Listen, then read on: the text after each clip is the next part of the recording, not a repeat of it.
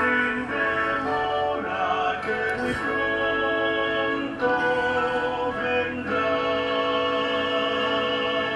Él vendrá. Esperad y velad, pues Él vendrá.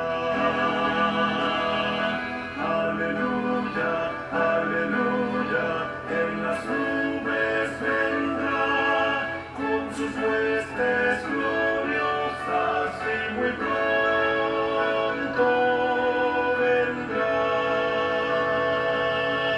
En cielo y tierra se anuncia el portento de Cristo en su glorioso advenimiento.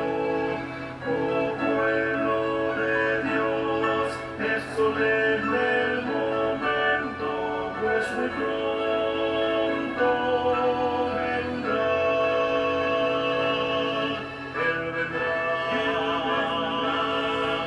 Esperad y velad, pues Él vendrá. Aleluya, aleluya, en las nubes vendrá, con sus huestes gloriosas y muy pronto vendrá. Velad y orad con la vista alzada, salid y luchad con la santa espada. Hoy trabajad con la fe reanimada, pues muy pronto vendrá. Él vendrá. Esperad y velad, pues Él vendrá. Aleluya, aleluya, en las nubes vendrá, con sus huestes gloriosas y muy pronto vendrá.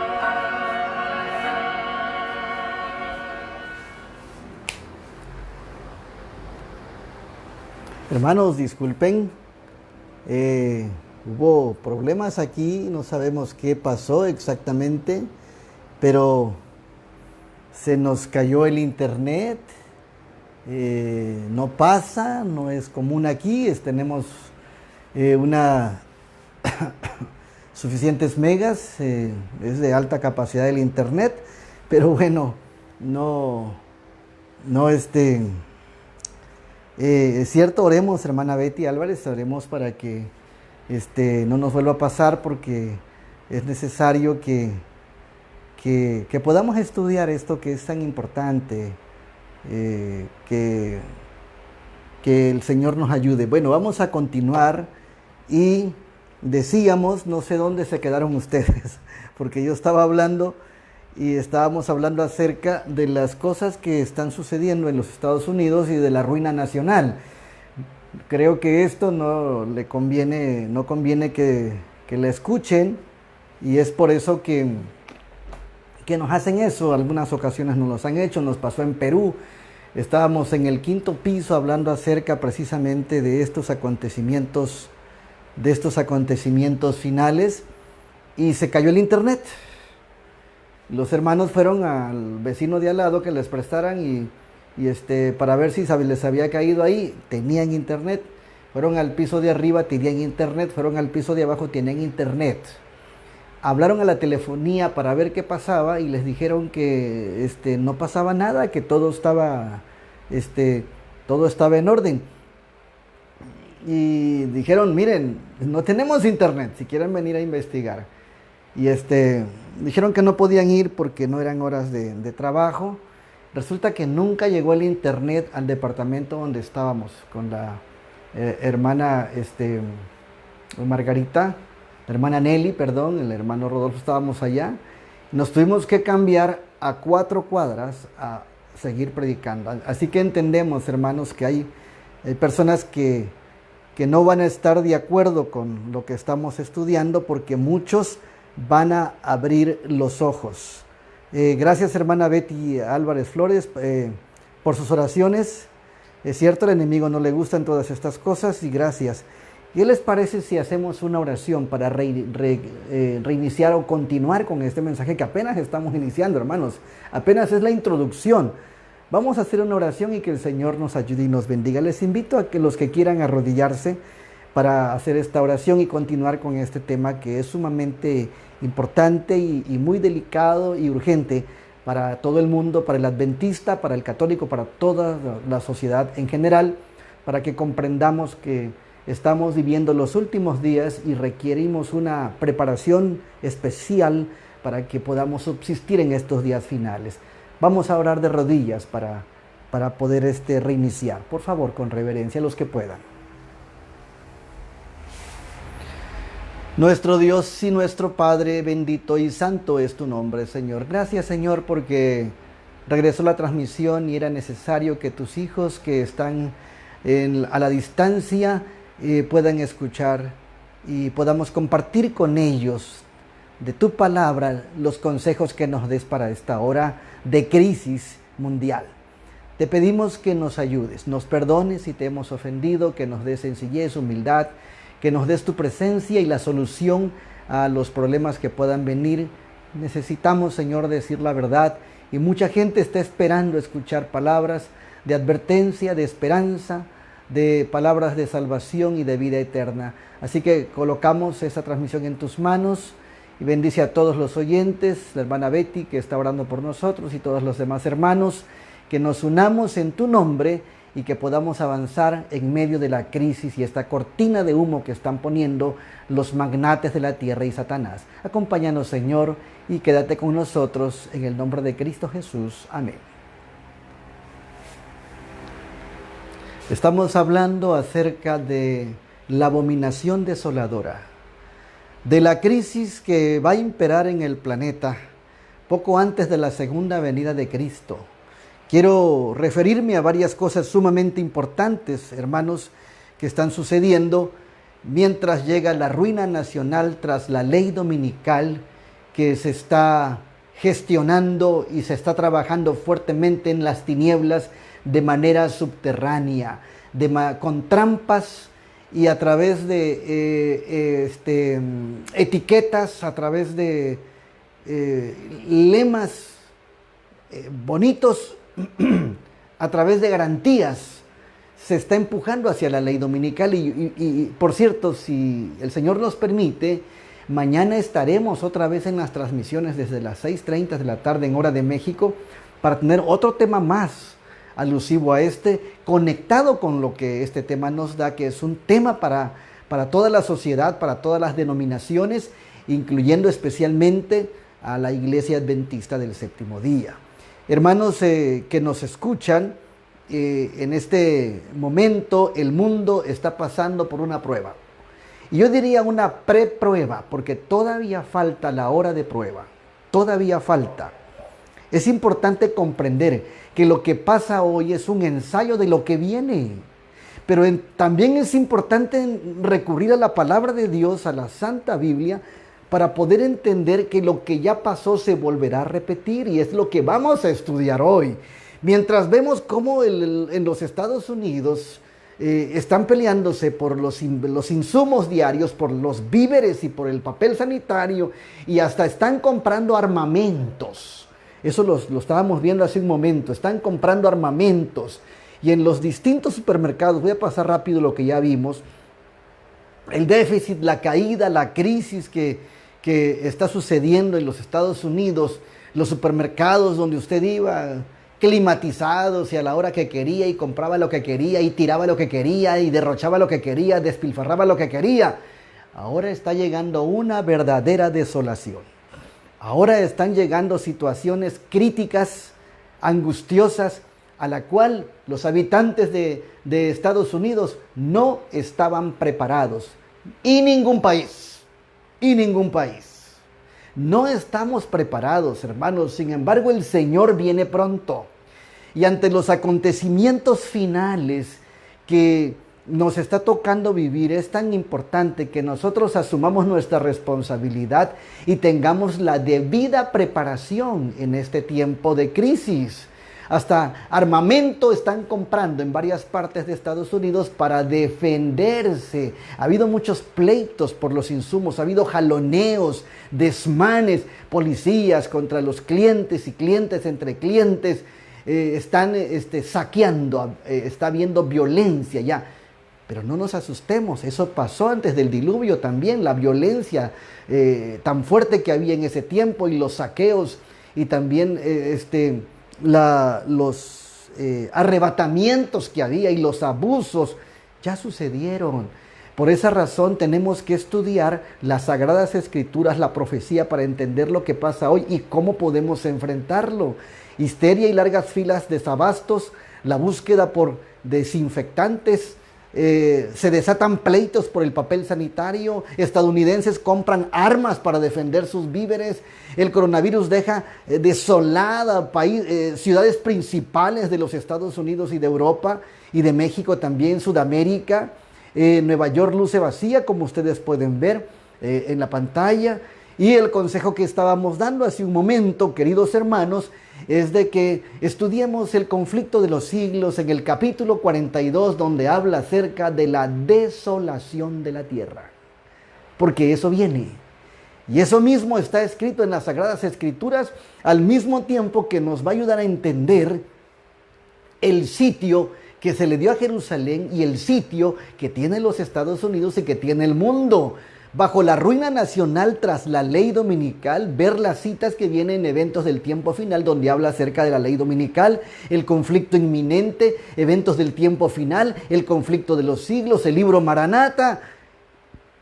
Desempolvemos los libros para que podamos entender lo que viene y dónde está nuestra defensa. ¿Dónde estará nuestra defensa también, hermanos? Cuando ustedes ven al presidente de los Estados Unidos que de una manera arrogante y como garantías de la sociedad norteamericana y del mundo firma decretos de oración el domingo por los desastres. El 15 de marzo firma decreto de oración, Día Nacional de Oración por la epidemia. Y hermanos, eso se está haciendo en todos los países. Entonces la gente dice, ¿qué tiene de malo orar y que decreten un día de oración oficial si eso es bueno?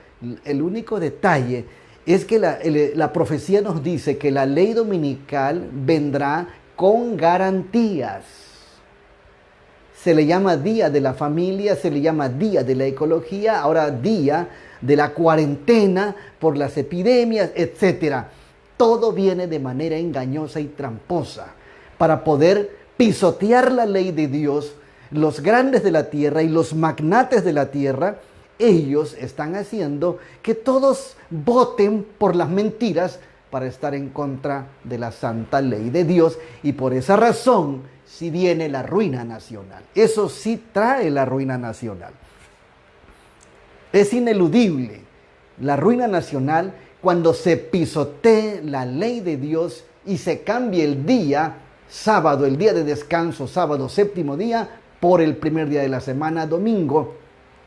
Lo que es la adoración al sol, y es la misma adoración a Satanás. Cuando ese punto llegue, hermanos, entonces nuestros días estarán contados aquí en la tierra. Ahora estamos pasando por un ensayo a través de esta famosa cuarentena que no deja nada bueno, por cierto, y que no son buenas intenciones. Y aquí podemos pulsar cómo está el mundo y cómo puede ser controlado y cómo puede ser amenazado, cómo lo están asustando, porque lo están asustando de algo que no es tan grande, pero lo están minimizando para que la gente sea subyugada y obedezca las leyes del país, que estarán muy pronto sobre la ley de Dios. Llegará el momento, queridos hermanos, y este es el momento cuando hay que obedecer a Dios antes que a los hombres. Debemos acostumbrarnos a vivir en obediencia a Dios y a sus mandamientos, porque viene la prueba final, y la prueba final precisamente es el sábado, el día del Señor, que será la piedra de toque,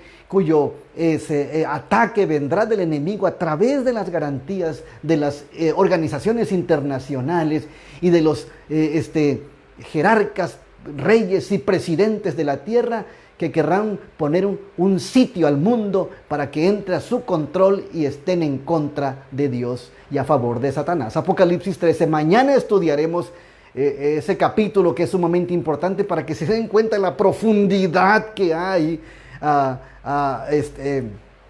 la profundidad que hay en ese material, en la profecía de lo que hoy está sucediendo y lo que viene, no solamente para los Estados Unidos, sino para todo el mundo. Todas estas cosas se hacen en secreto. Los pasos de la bestia son inciertos y confusos. No podemos confiar en las palabras que de ellos salgan de su boca, porque aún hablan como dragón. Son los representantes de Satanás aquí en la tierra, como Nerón, como Ciro, como Nimrod, como Alejandro Magno, como los Césares, como Herodes. Satanás siempre tiene sus representantes y busca a los grandes de la tierra para que lleven a cabo todas sus órdenes mentirosas y engañosas contra la ley de Dios. Y ahorita están usando la epidemia, la están usando a través de la cuarentena, a través de la austeridad, a través de la carencia, para que ellos se den cuenta que tiene la gente, los grandes de la tierra están probando cuánto la gente depende de ellos. Pero yo les aconsejo y les animo a que no dependamos de nadie, de ningún hombre. La palabra del Señor nos dice en Jeremías: maldito el hombre que confía en el hombre. Es tiempo de confiar totalmente en Dios y en su palabra. No podemos confiarnos en ellos. El trabajo de ellos es secreto, es confuso, es lleno de miedo, de incertidumbre, es lleno de desolación, para poder hacernos depender de ellos. Eso pasó en Egipto con el pueblo de Israel, y por eso el Señor sacó al pueblo hebreo de Egipto. Hermanos, tenemos que salir de las grandes ciudades. Cuando vieres la abominación de la desolación que estará en el lugar donde no debe, en el lugar santo, el que le entienda, dijo el Señor Jesucristo en Mateo 24:15, los que estén en el monte, regresen, en el campo y en la ciudad, váyanse. Es tiempo de salir, hermanos, y vamos a hablar de eso en esta hora. El juego perfecto del nuevo orden mundial está a la vista. Es necesario que despertemos y que sepamos cómo las cosas se están dando en este día. No es para asustarnos, este no es un mensaje amarillo también, no. Es un mensaje a la luz de la palabra de Dios y del espíritu de profecía. Es tan importante que volvamos aquí, a donde están los consejos divinos, para poder entender y saber cómo enfrentar la crisis que viene. ¿Por qué hay desolación y por qué llega la desolación y el desierto en grandes naciones, en grandes urbes? Abran su Biblia en el capítulo 24 del libro de Isaías. Isaías, el capítulo 24. Yo lo voy a abrir aquí, aunque lo tengo en la pantalla, pero miren lo que dice el profeta Isaías en el capítulo 24.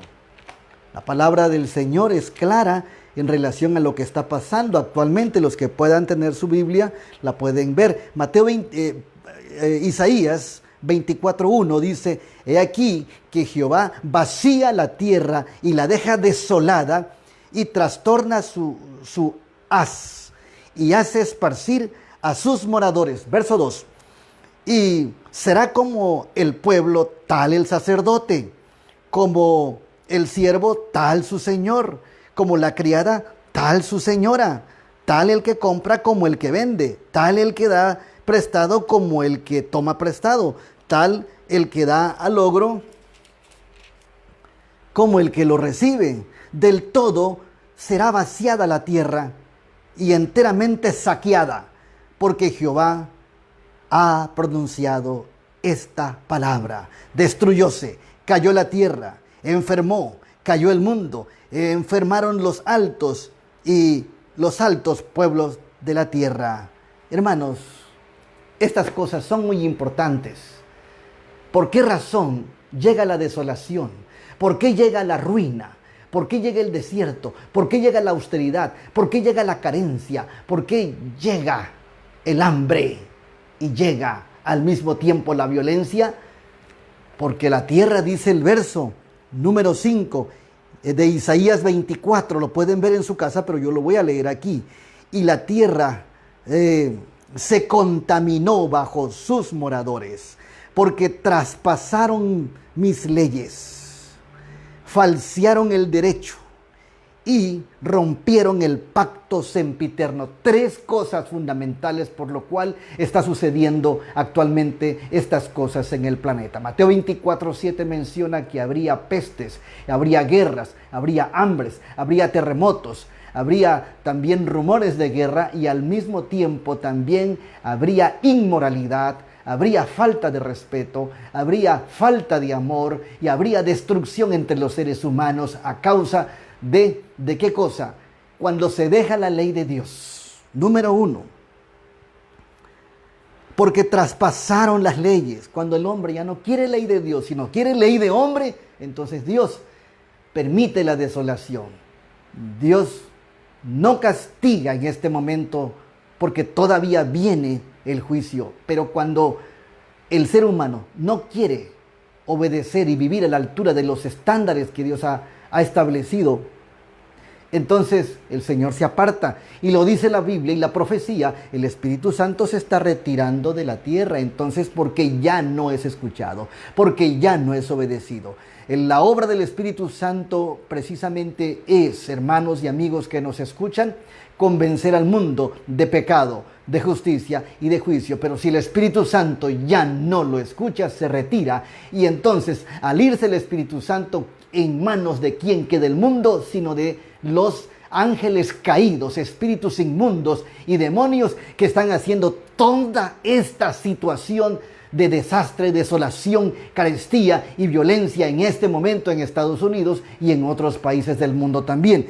Entonces, por esa razón llega la desolación por la contaminación de los moradores al dejar la ley de Dios, al falsear el derecho y al romper el pacto sempiterno. Dice el verso número 6 de Mateo 24: por esta causa la maldición consumió la tierra y sus moradores fueron asolados.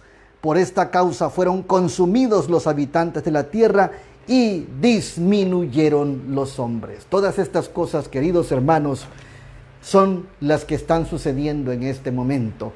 Cuando usted ve lo que está sucediendo y la gente no clama a Dios, sino busca a su Dios el vientre, busca a su Dios material, a su Dios gobierno, a su Dios magnates de la tierra, a su Dios supermercado, a su Dios tienda, abarrote y los grandes moles y tiendas extraordinarias que hay en países del primer mundo. Cuando van tras ello, entonces es porque han dejado a Dios, la sencillez de la vida, la humildad y la obediencia. Han dejado la ley de Dios y no pueden venir cosas buenas. Ya esto que está sucediendo ahora sucedió hace muchos años y es bueno saber qué es lo que va a pasar pronto, no solamente en Estados Unidos, sino en el mundo entero. Miren lo que dice la palabra del Señor en Lucas 13:34. Lucas 13:34. Jerusalén, Jerusalén, dijo el Señor Jesucristo, que matas a tus profetas y apedreas a los que te son enviados a ti. ¿Cuántas veces quise juntar a tus hijos como junta la gallina a sus polluelos debajo de sus alas y no quisiste? Jerusalén era la ciudad santa, la ciudad prometida. Era la ciudad que recibía al Mesías para ser la nación que tenía las arcas del Evangelio, la verdad presente. Pero Jerusalén a todos los profetas mató, Hebreos 11, los héroes de la fe. Y cuando vino el mismo Señor Jesucristo, la Biblia dice claramente, a los suyos vino y los suyos no le recibieron. Qué triste situación lo que pasó con Jerusalén, que es una fotografía de lo que el mundo espera y también los Estados Unidos. Las lágrimas del Señor Jesucristo se dejaron ver allá sentado en una piedra en el Monte de los Olivos y ve allá abajo a la nación por la cual Él vino a morir y a entregar su vida y a salvarlos y a redimirlos del cautiverio del pecado. Un total rechazo. Y vemos las lágrimas de Cristo Jesús. Jesús solamente se explican algunas partes que derramó lágrimas. Por ejemplo, cuando murió Lázaro, Jesús lloró, dice Juan 11:35. En el Getsemaní, la noche previa al dar su vida, Hebreos 5:7, Jesús lloró también. Y cuando vio a Jerusalén que sería destruida y desolada, Lucas 19:41, Jesús también lloró. ¿Y saben una cosa? Jesús todavía sigue derramando lágrimas. Mientras el tiempo de gracia todavía no se cierre, las lágrimas de Jesús todavía siguen rodando sobre sus mejillas por el rechazo que muchos en la humanidad le hacen, muchos cristianos y no cristianos. Y es triste eso. Mateo 23:38, he aquí, después de que Jesús dijo sus últimas palabras sobre Jerusalén, dijo ya las palabras tristes que escuchamos y conocemos la historia. He aquí, vuestra casa os es dejada desierta. Mateo 24:15 al 22, por tanto, cuando veáis, le dijo a los discípulos, en el lugar santo la abominación desoladora que habló el profeta Daniel, el que le entienda, entonces los que estén en Judea huyan a los montes. Es necesario entender este texto a la luz del contexto actual. Y yo quiero explicarlo más adelante. Pongan total atención y si tienen preguntas háganlas. Aquí yo estoy viendo a los que están conectados en varias partes. Díganos dónde están para saludarlos. Hermano Jorge Ruiz lo está viendo. Ezequiel Yamarico también. Dios les bendiga. Vamos a avanzar, pero vamos a tener, este es un estudio y si quieren compartir o tienen alguna pregunta, con toda confianza háganla. Tengamos paciencia y estemos tranquilos al estudiar esto tan importante. La Biblia dice en el verso 16 de Mateo 24, los que estén en Judea huyan a los montes. Jerusalén tenía un tiempo de gracia. Y cuando su gracia se acabó, el Señor dijo que antes de que se terminara esa gracia tenían que salir para no sufrir lo que vendría. Porque el verso 17 y 18 del libro de Mateo 24, Lucas 21:20 nos dicen que vendrían días de castigo, de retribución, de desolación y de austeridad. El verso 17 dice de Mateo 24, el que esté en la azotea no descienda para tomar algo de su casa, y el que esté en el campo no vuelva atrás a tomar su capa. Y dice Lucas 21:20 al 22 en relación a la abominación desoladora de la cual el Señor Jesús hablaba en su tiempo, que no eran otra cosa que los ejércitos romanos que sitiaron la ciudad santa, Jerusalén. Pero cuando viereis a Jerusalén rodeada de ejércitos, sabed entonces que su destrucción ha llegado. Entonces, dice el verso 21, los que estén en Judea huyan a los montes, y los que en medio de ella váyanse, y los que estén en los campos no entren a ella, porque estos son días de retribución para que se cumplan todas estas cosas que están escritas. Es triste ver las cosas que están pasando. Hermanos, veamos lo que sucedió.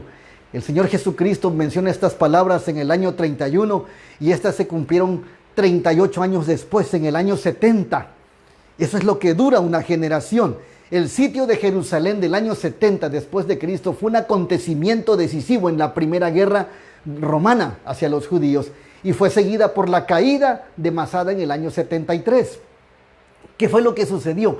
El ejército romano dirigido por el futuro emperador Tito, con Tiberio Julio Alejandro como su segundo en mandato en el sitio, conquistó la ciudad de Jerusalén y que había estado ocupada por sus defensores judíos en el año 66 después de Cristo.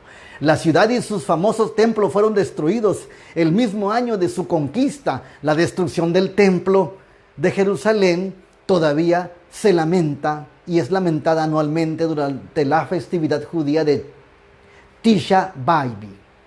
Tisha B'Av. Así se llama la fiesta. Hermanos, en el arco de Tito, todavía en pie en Roma, donde se representa y se celebra el saqueo de Jerusalén y el templo. Este evento ha sido relatado en detalle por el dirigente judío que había entrado al servicio de los romanos y luego se convirtió en historiador, Flavio Josefo. Él narra estos acontecimientos desgarradores, tristes y escalofriantes acerca de lo que sucedió en Jerusalén en el año 70, que el Señor Jesucristo ya había predicho.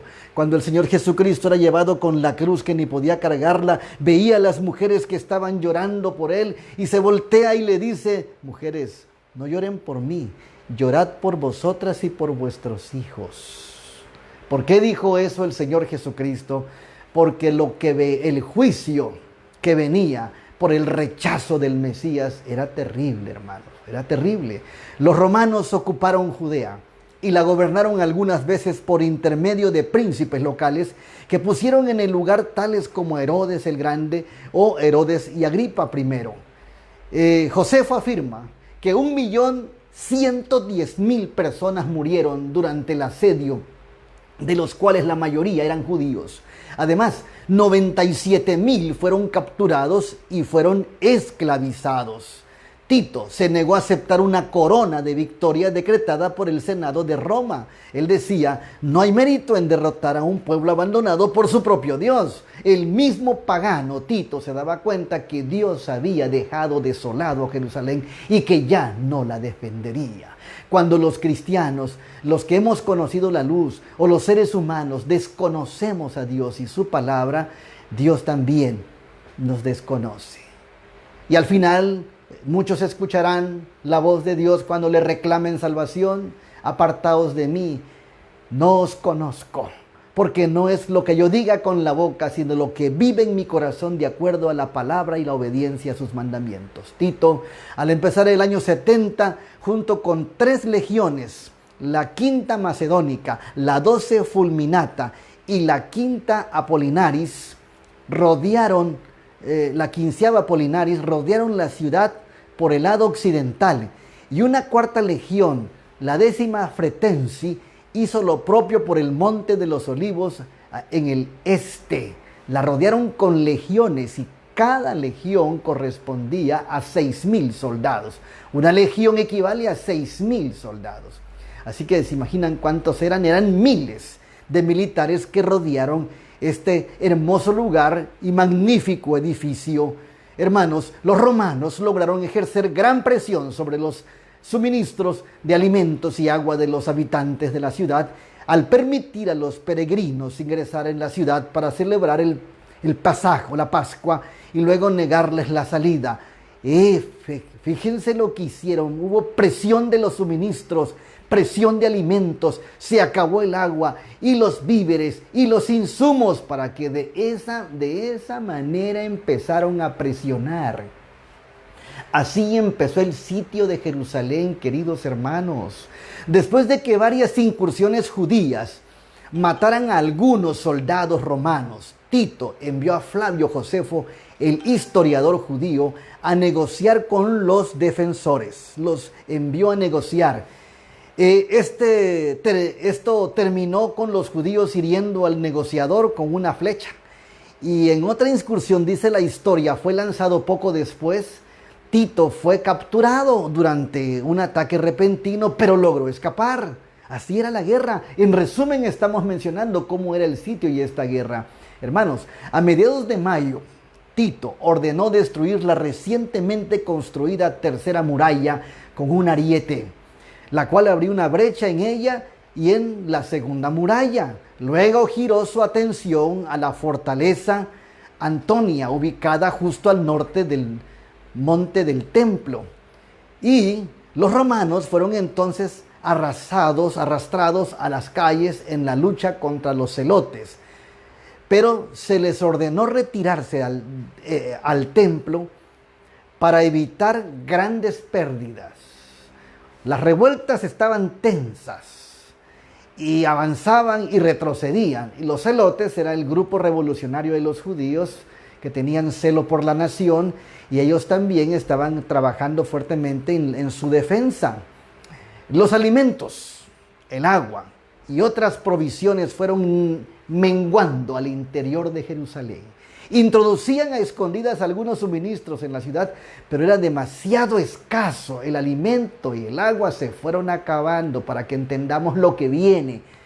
No solamente ya está viniendo a Estados Unidos, sino a todo el mundo pasará esto, hermanos. ¿Qué sucedió después?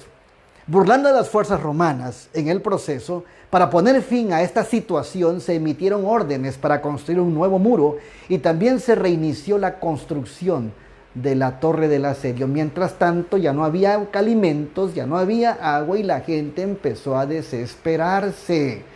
Mientras los romanos trataban de ingresar por los muros, adentro los judíos entre ellos ya empezaban a tener problemas. Lo que está pasando en Estados Unidos. Después de varios intentos fallidos de penetrar o escalar las murallas de la fortaleza Antonia, los romanos lanzaron finalmente un ataque secreto con el que sorprendieron a los guardias celotes durmiendo, y lograron conquistar la fortaleza. Y miren cómo fue cayendo Jerusalén, hermanos. De esta manera fue cayendo. ¿Sí? Este era el segundo mayor edificio del perímetro defensivo de la ciudad después del monte del templo, y constituía un excelente punto de partida para asaltar el propio templo. Los arietes no tuvieron gran éxito, pero en la lucha las paredes se incendiaron cuando un soldado romano lanzó un tizón a una de ellas. Destruir el templo no estaba entre los objetivos de Tito, posiblemente debido a las grandes ampliaciones llevadas a cabo por Herodes I el Grande unas pocas décadas antes. Lo más probable es que Tito, amigos y hermanos, hubiese querido apoderarse de él, o sea, del templo, y transformarlo en un templo dedicado al culto imperial y al panteón romano. Eso sucede en los tiempos también de Constantino, ya con los templos paganos. Ahí metieron a los cristianos porque el templo de Jerusalén cayó. A pesar de que Tito no deseaba la quema del templo, el incendio pronto estuvo fuera de control, totalmente. El edificio quedó destruido en la fecha conocida como Tisha B'Av, a finales de agosto, y las llamas se propagaron a las zonas residenciales de la ciudad. Fue muy triste. Las legiones romanas aplastaron rápidamente a la resistencia judía restante. Parte de los judíos que se salvaron escaparon por medio de túneles subterráneos escondidos, mientras que otros se dirigieron a los altos de la ciudad para resistir. Pero todos, dice la historia, todos o murieron o quedaron como esclavos. El Señor Jesús había dicho: cuando vieren la abominación de la desolación que estará donde no debe, cuando viene esa Jerusalén sitiada de ejércitos, sabed que su destrucción está cerca. En ese momento había que escapar. Desde el año 66, muchos de los que se encontraban adentro, especialmente los líderes de los judíos, dijeron: no nos van a atacar, ya nos pusimos de acuerdo con Roma, ya hicimos un compromiso ecuménico, ya hicimos un compromiso político religioso, y nos están dando libertad religiosa. ¿A qué les suena eso, queridos hermanos? La historia se está repitiendo. Dice el conflicto de los siglos que Roma nunca cambia, y no podemos nosotros hacer alianzas con ella. Los únicos que hicieron alianza con Roma en los tiempos de Cristo fueron de las congregaciones, del control y la manipulación de miembros, como también las naciones en el mundo político. Nosotros tenemos que aprender de la historia y del consejo del Señor Jesús para que podamos realizar las acciones necesarias que van en contra de la corriente mundanal, que van en contra que así habían sido profetizados. Eso pasaba allá adentro, violencia, saqueo, pleitos por las pequeñas cosas que podían comer, muertos entre ellos. Hermanos, fue terrible la caída de Jerusalén. Cuando los romanos entraron, esta defensa detuvo el avance romano debido a que los atacantes tuvieron que construir torres de asedio para asaltar los que aún se defendían para poder ingresar. La ciudad estuvo bajo completo control romano el 7 de septiembre y los romanos continuaron persiguiendo a los judíos que habían huido de la ciudad. Dice el conflicto de los siglos, el capítulo 1 y capítulo 2 del conflicto de los siglos menciona que había tanta mortandad en Jerusalén cuando los romanos entraron que los soldados no tocaban el piso, caminaban en cuerpos, varias estivas de cuerpos, y la sangre que corría, hermanos, en Jerusalén era como arroyos de sangre. Era como arroyos de sangre. En muchos lugares y caminos no se podía pasar rumbo a Jerusalén porque estaba lleno de cruces, muchos crucificados, porque los romanos veían a los que estaban contra de ellos como rebeldes y revolucionarios, tenían que pagar la pena capital en la cruz, así como Jesús murió siendo él sin pecado, que murió con los inicuos. Tácito en el año 56 al 117 dijo que Tito atacó Jerusalén con el fin de destruir el templo para favorecer el debilitamiento y supresión de las sectas judías cristianas. Ahora, tan pronto como el ejército no tenía más personas para matar, Tito recibió de César órdenes de que ahora debería demoler toda la ciudad y especialmente el templo. Este fue el final de Jerusalén por la locura de los que fueron para las innovaciones y una ciudad de gran magnificencia y la fama entre los poderosos de toda la humanidad. Había solo sentimientos de melancolía, porque por aquellos lugares que fueron adornados con árboles y jardines agradables, hermosos, edificios portentosos como el templo, ahora se habían convertido en una tierra desolada, en ruina, y todos sus árboles fueron talados. Los extranjeros que habían visto anteriormente a Judea y a los más bellos barrios de la ciudad y que ahora lo veían como un desierto, lloraban y se lamentaban por un cambio tan grande. Qué triste situación, hermanos, fue la que vivió Jerusalén. Qué triste situación vivió, pero el Señor Jesús la había profetizado. ¿Cuántas veces le dijo Jerusalén, Jerusalén, que matas a tus profetas y apedreas a los que te son enviados? ¿Cuántas veces quise juntaros como la gallina junta sus polluelos y no quisisteis? Vuestra casa entonces os es dejada desierta. El orgullo, la arrogancia, la dureza de cerviz, la desobediencia, la falta de humildad y de obediencia a la ley de Dios en este tiempo hará exactamente lo mismo. Miren lo que dice el deseado de todas las gentes en la página 582. Creamos a los profetas, creamos en la profecía del Señor. Los mismos engaños practicados antes de la destrucción de Jerusalén han sido practicados a través de los siglos y lo serán de nuevo. Con engaños, los dirigentes hicieron que el pueblo cayera. Con entretenimientos, con prácticas paganas, seculares, haciendo alianzas ilícitas, la unión política religiosa a través del movimiento ecuménico que ahora se ve, es lo mismo que sucedió. Engaños del pasado sobre la caída de Jerusalén se han practicado y serán nuevamente, se están viendo en ese tiempo, cuando sus dirigentes religiosos les digan que no pasa nada, que van a poner un día de oración por los desastres, un día de oración por la epidemia y que el presidente de los Estados Unidos está haciendo bien las cosas, que el Papa Francisco no es enemigo de Dios y no es amigo de la humanidad. Cuando nosotros volvamos al engaño, después el mundo se dará cuenta de los errores en que ha caído. Dice el conflicto de los siglos, la sierva del Señor, la profecía del Salvador referente al juicio que iba a caer sobre Jerusalén va a tener otro cumplimiento y la terrible desolación del primero fue más que un pálido reflejo de lo que será el segundo. Entendamos esto, amigos y hermanos. Lo que pasó en Jerusalén volverá a repetirse, pero será lo que pasó en Jerusalén, dice la sierva del Señor, apenas es un pálido reflejo de lo que será el segundo, que tiene que ver con el fin del mundo, la caída de Estados Unidos y el fin del mundo. En lo que acaeció en la ciudad escogida, podemos ver anunciada la condenación de un mundo que rechazó la misericordia de Dios y pisoteó su ley. Lóbregos son los anales de la humana miseria que ha conocido la tierra a través de los siglos sin crímenes, de los siglos de crímenes.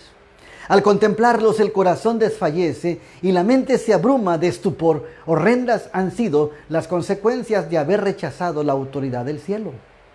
La historia de lo pasado, la interminable serie de alborotos, conflictos y contiendas, toda la armadura del guerrero en el tumulto de batalla y los vestidos revolcados en sangre, Isaías 9:5. ¿Qué son y qué valen en comparación con los horrores de aquel día cuando el Espíritu de Dios se aparte de todos los impíos y los deje abandonados a sus fieras pasiones y a merced de la hazaña satánica? Entonces el mundo verá, como nunca los vio, los resultados del gobierno de Satanás. Todo se cumplirá y la historia se repetirá. Es necesario revisar los anales proféticos y recibir las advertencias para no caer en los mismos errores que cayeron los antepasados, por lo cual llegaron a ser esclavos y llegaron a morir cautivos en un sitio como una cuarentena. Pero en aquel día, así como sucedió en el tiempo de la destrucción de Jerusalén, el pueblo de Dios será librado, porque serán salvos todos aquellos cuyo nombre está escrito para la vida. Isaías 4:3. ¿Saben una cosa, hermanos? El pueblo de Dios será librado. ¿Cuál es el pueblo de Dios? Apocalipsis 12:17. Los que guardan los mandamientos de Dios y tienen el testimonio de Jesucristo. Los que se guían a través de la palabra de Dios y no palabra de hombre. Los que se estén conduciendo por los escritos de la sierva de Dios, el espíritu de profecía. Ese es el pueblo de Dios que será librado. Los que aprendan a oír y a obedecer. Bienaventurado el que oye, guarda y hace las cosas aquí escritas, Apocalipsis 1:3. Hermanos, Cristo viene pronto. Y si nosotros escuchamos más a los políticos, escuchamos más a los líderes religiosos que el consejo que nos viene directamente desde el cielo, caeremos en las trampas malignas de los líderes de este tiempo. Es necesario obedecer a Dios antes que a los hombres para poder salvarnos y librarnos de la persecución, de la desolación de los países del primer mundo, de las grandes potencias mundiales y de todo el mundo. Nuestro Señor Jesucristo anunció que vendrá por segunda vez para llevarse a los suyos. Entonces se mostrará la señal del Hijo del Hombre en el cielo. Entonces lamentarán todas las tribus de la tierra y verán al Hijo del Hombre que vendrá sobre las nubes del cielo con gran poder y gloria. Y enviará a sus ángeles con gran voz de trompeta, juntará a sus escogidos de los cuatro vientos de un cabo del cielo hasta el otro. Mateo 24:30-31. Entonces los que no obedezcan al Evangelio serán muertos con el aliento de su boca y destruidos con el resplandor de su venida. Segunda de Tesalonicenses 2:8. Así como le sucedió antiguamente a Israel, los malvados se destruirán a sí mismos y perecerán víctimas de su iniquidad. Entre ellos se están matando, se están peleando los víveres y están comprando armamentos para defenderse de ellos mismos. Qué triste situación, hermanos. Los que somos fieles a Dios y el pueblo de Dios no debe pasar por esas acciones y esa crisis que ha provocado los magnates de la tierra y Satanás. Si nosotros atendemos la voz de Dios, es importante salir de las ciudades, es importante salir de los Estados Unidos y de las grandes ciudades para no sufrir con ellos las plagas y toda esta contaminación de enfermedades y pestilencias que reinarán en las ciudades y que los esclavizarán a través de vacunas que los controlarán para no poder salir y para no poder comprar y vender. Debido a su vida pecaminosa, los hombres se han apartado tanto del Señor y tanto han degenerado su naturaleza con el mal, que la manifestación de la gloria del Señor es para ellos un fuego consumidor. Un fuego consumidor. Eso es triste. Y estas citas, hermanos, son tomadas del libro Conflicto de los Siglos, la página 40 y 41. Queridos hermanos, recordemos estas palabras tan importantes que el Señor dio a Jerusalén. Jerusalén, Jerusalén, que matas a tus profetas y apedreas a los que te son enviados. Es un llamado a la iglesia de hoy también. Es un llamado al pueblo de Dios. Lucas 23, 27, y le seguía una gran multitud de pueblo y de mujeres, las cuales le lloraban y lamentaban. Mas Jesús, vuelto a ellas, les dijo: hijas de Jerusalén, no me lloréis a mí, mas llorad por vosotras mismas y por vuestros hijos. Oh, si también tú conocieses a lo menos en este tu día lo que toca a tu paz, mas ahora está encubierto tus ojos. Qué triste es que muchos estén ciegos y dependan más de un sacerdote, de un pastor, que del mismo Señor y de su palabra. Qué triste que hay mucha gente ciega, que obedece más al Estado que a la ley de Dios. El Señor Jesús le dice a las mujeres: porque vendrán días sobre ti, le dice a Jerusalén, que tus enemigos te cercarán con baluartes, no te dejarán salir ni entrar, y te pondrán cerco, el sitio de Jerusalén, la cuarentena, y todas partes te pondrán en estrecho y te derribarán a la tierra, y a tus hijos dentro de ti, y no dejarán sobre ti piedra sobre piedra, por cuanto no conociste el tiempo de tu visitación. Lucas 19, 42 al 44. ¿Cuánto tiempo, hermanos, se ha predicado el mensaje del tercer ángel? ¿Cuánto tiempo se ha predicado de la obediencia a Dios y a su palabra? ¿Cuántos años han salido hermanos a las calles y han proclamado que Cristo viene? Y la gente ya no cree nada ni en nadie. Solamente cree en quien le da de comer, en donde compra y quien le paga. Es una esclavitud egipcia la que está pasando nuevamente. El Señor manifiesta sus juicios y viene la profecía y su cumplimiento de que estas cosas estarán pasando. ¿Qué sucedió en Jerusalén en ese momento cuando Cristo estaba diciendo estas palabras? Desde lo alto del monte de los Olivas, miraba Jesús a Jerusalén, que ofrecía a sus ojos un cuadro de hermosura y de paz. Era tiempo de Pascua y de todas las regiones del orbe los hijos de Jacob se habían reunido para celebrar la gran fiesta nacional.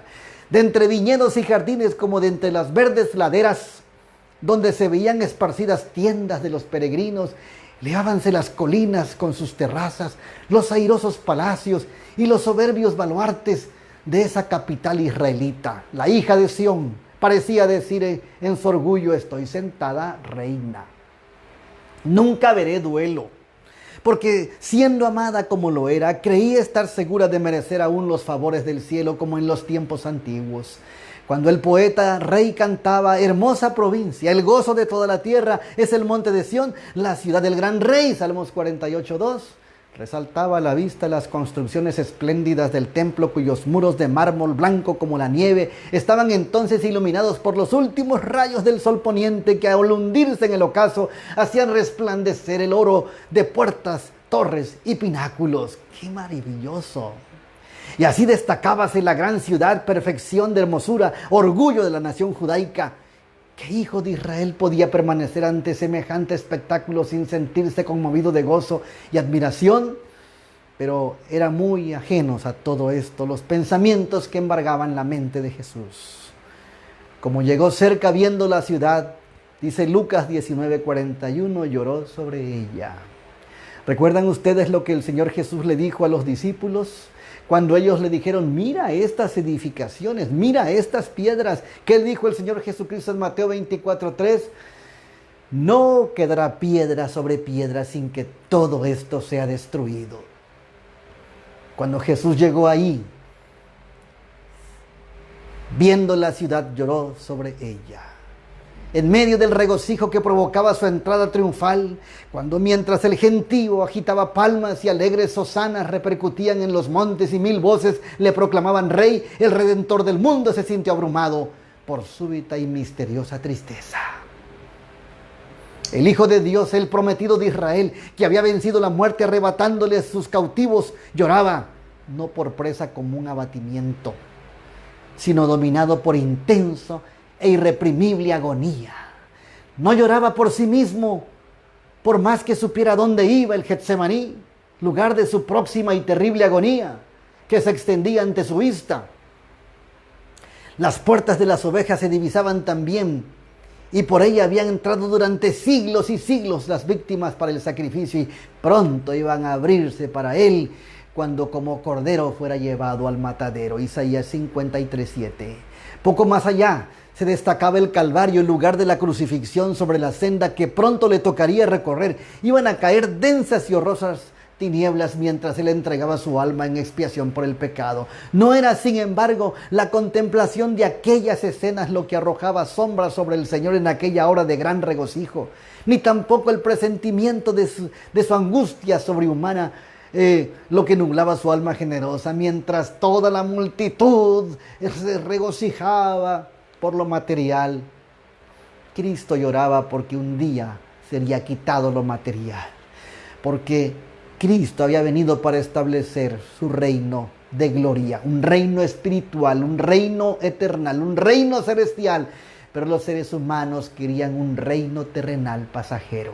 Aún aceptaron el yugo romano por las garantías que les daba esa nación. El pueblo de Israel, la tierra gloriosa que se manifiesta en las Escrituras, ahora está representada por los Estados Unidos.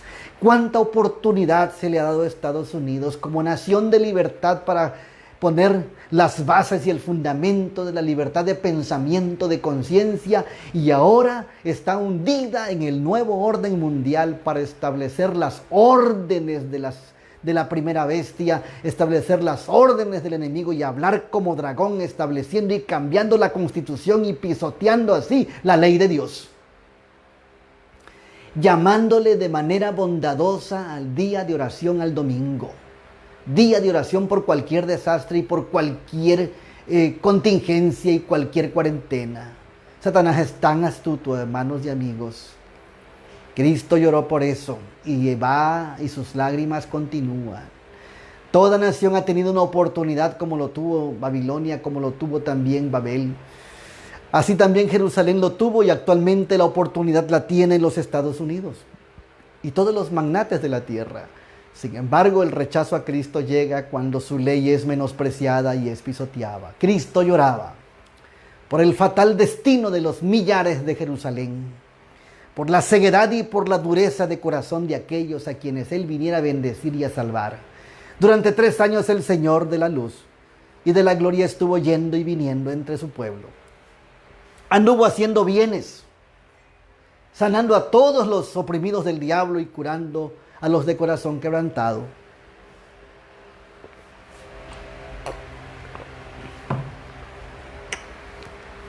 Poniendo en libertad a los cautivos, dando vista a los ciegos, haciendo andar a los cojos y oír a los sordos, limpiando a los leprosos, resucitando muertos y predicando el evangelio a los pobres. ¿Cuántas cosas el Señor vino a entregarse totalmente a un ministerio completo? La vida de Cristo no fue dada a medias, se dio toda. El cielo dio todo lo que tenía y era el Hijo de Dios. Qué triste es lo que dice Juan 1:11. A los suyos vino y los suyos no le recibieron. Uno de los textos más tristes que encontramos en la Biblia.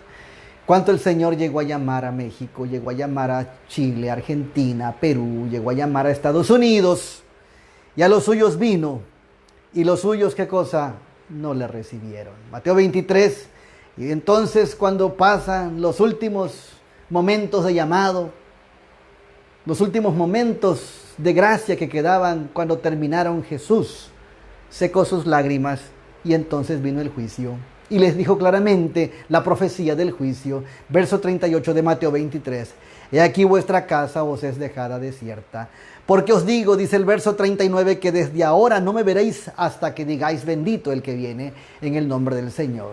La hora de esperanza y de perdón transcurrió rápidamente. La copa de la ira de Dios por tanto tiempo contenida estaba casi llena. La nube que había oído formándose a través de los tiempos de apostasía y rebelión veíase ya negra, oscura, cargada de maldiciones, próxima a estallar sobre un pueblo culpable, y el único que podía librarle de su suerte fatal e inminente había sido menospreciado, escarnecido y rechazado. En breve lo iban a crucificar.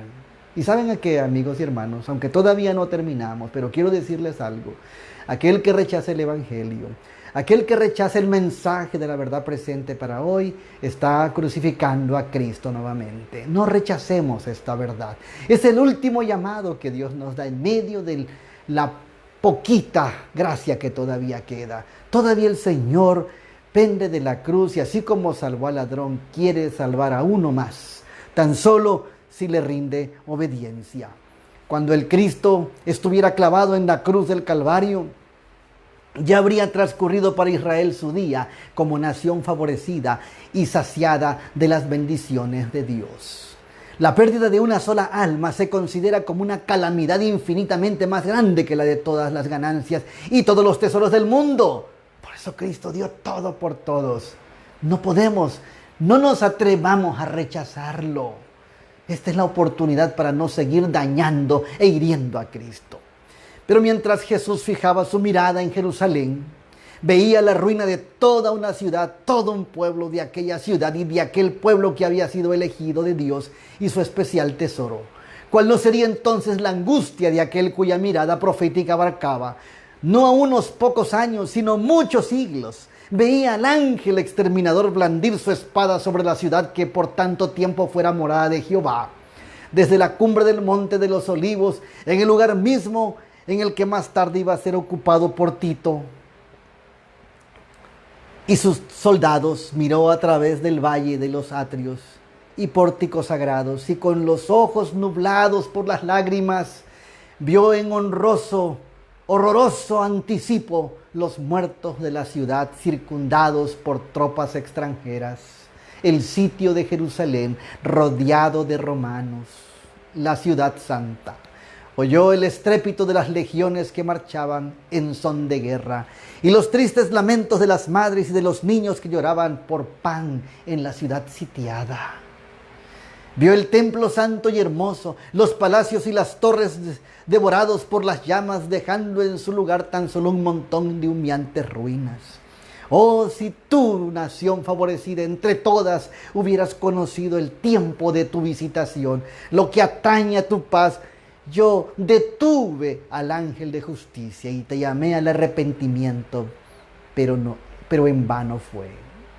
No rechazaste tan solo a los siervos, ni despreciaste tan solo a los enviados y profetas, sino al Santo de Israel, tu Redentor. Si eres destruida, tú sola tienes la culpa. ¿No queréis venir a mí para que tengáis vida? Juan 5:40. Cristo vio a Jerusalén. Cristo vio en Jerusalén un símbolo del mundo, endurecido en la incredulidad y la rebelión, que corría presuroso a recibir el pago de la justicia de Dios. Los lamentos de una raza caída oprimían el alma del Señor y le hicieron prorrumpir en esas expresiones de dolor. Vio además las profundas huellas del pecado marcadas por la miseria humana con lágrimas y sangre. Su tierno corazón se conmovió de compasión infinita por las víctimas de los padecimientos y aflicciones de la tierra. Anheló salvarlos a todos. Dice el apóstol Pedro que el Señor no retarda su promesa como algunos la tienen por tardanza, sino que es paciente con todos para que ninguno se pierda. Qué historia tan triste y tan interesante, hermanos. Cristo sufría y cada palpitar de su corazón veía a las almas que lo rechazaban y no quería dejarlos. Quería que todos, anhelaba salvarlos a todos. Pero ni aun su mano podía desviar la corriente del dolor humano que del pecado dimana. Pocos buscarían la única fuente de salud. Él estaba dispuesto a derramar su misma alma hasta la muerte y poner así la salvación al alcance de todos.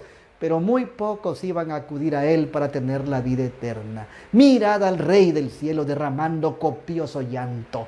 Ved al Hijo de Dios infinito, turbado en espíritu y doblegado bajo el peso del dolor. Los cielos se llenaron de asombro al contemplar la última generación. Esta, hermanos, la última generación vio al mundo, causó la destrucción de Jerusalén.